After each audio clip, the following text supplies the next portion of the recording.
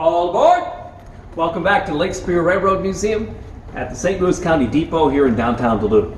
We're going to talk about cabooses today and show you each one of the 9 in our collection in fast forward and talk a little bit about how the change in technology changed the lifespan of the caboose.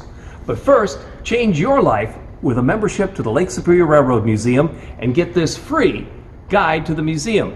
That's right, for as little as $40 you can become a member, support the Lake Superior Railroad Museum, and we'll give you this free bonus gift. It's a $15 value, $4 for shipping and handling, almost a $20 value when you do the math.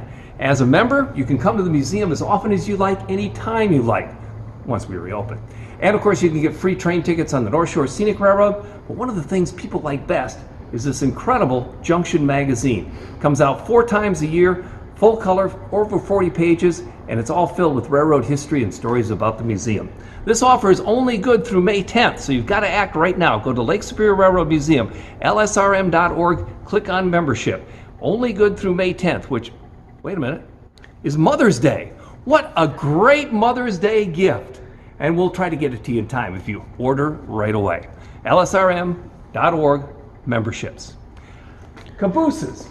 In episode 9, we told you how the caboose worked, told you a little bit about its history. We know that it comes from the Dutch word meaning caboose, which is home for a cook on a boat or a cabin. And it became the cabin for the railroad.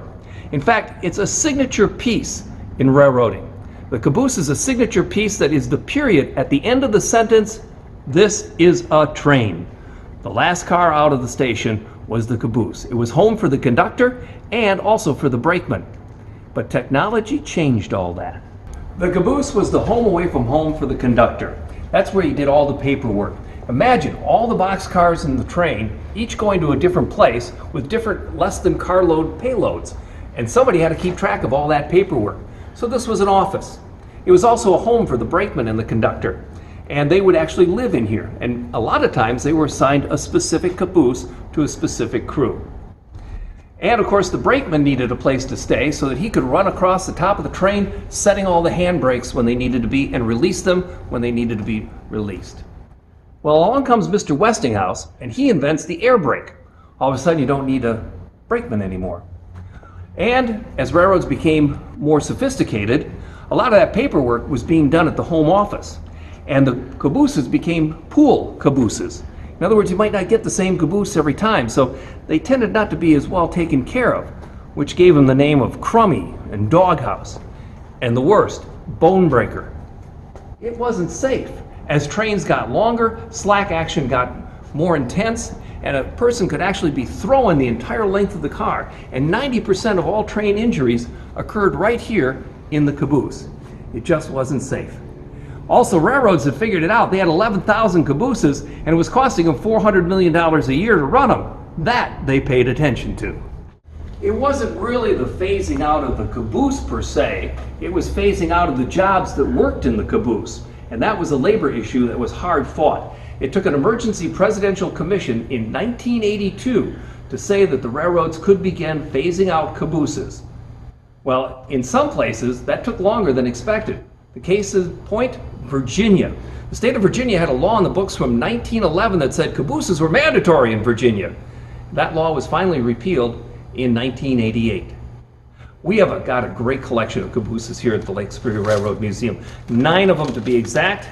And here they are. The Soo Line collection has both the oldest caboose in our collection and one of the newest. Soo Line bought this particular caboose from the Barney and Smith Company in 1884 for the WC, Wisconsin Central. And then also in our collection from 1966, one of the first 15 all-steel cabooses that the Soo Line bought. Northern Pacific contributed this model in 1913. It was later lengthened and a steel underbody put in, and it was donated to the museum in 1973. Its associated railroad, the Great Northern, gave us X452. This caboose was built in St. Cloud, Minnesota in 1920 at the shops in Waite Park. And closer to home, the trucks and underframe were actually built in Superior, so it's kind of a homecoming of sorts for X452. This DWP coach was built in 1911 and was one of the originals used on that railroad. The Duluth, Winnipeg, and Pacific ran from Duluth up to Fort Francis across the border to Canada.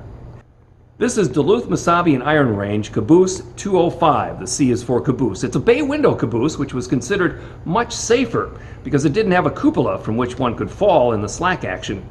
It was donated with a generous grant from the Mesabi Road Historical Society, which gave money to have it purchased from North Shore Mining after the DM&IR was done with it. DM&IR also contributed a couple other cabooses to us, the C9 and the C12, both built around 1893. C12 was kind of an interesting animal. It originally was a four-wheeled caboose called a bobber. And I think you kind of get the idea where that bobber name came from. If you only had four wheels and hardly any springs, it bobbed around a lot. It was double trucked in 1916. And this was a Burlington Northern caboose originally that was repainted into DM&IR colors and donated by the Lake County Historical Society. 9 cabooses in the museum's collection. You can see them all on display here at the Lake Superior Railroad Museum. On the North Shore Scenic Railroad in the summer, you can take a caboose cruise and you can actually ride on one. It's a lot of fun. You still have to mark the end of the train though, and sophisticated railroads use a flashing rear end device that actually radios instructions back to the engineer in the cab about what the conductor and brakeman used to see from the windows of the caboose. Sometimes it's just a red flag, but the end of the train must be marked and designated. Just like this is the end of this particular segment, and it also, interestingly, ends our interior collection. We have been on every piece of equipment inside the museum since we started. Don't worry though, there's plenty of stuff outside to show you and other great train stories. So tune in each and every day to these exciting episodes, share them with your friends, and in the meantime, social distancing, more important now than ever. Also, cover your mouth, wash your hands, don't touch your face, take care of each other.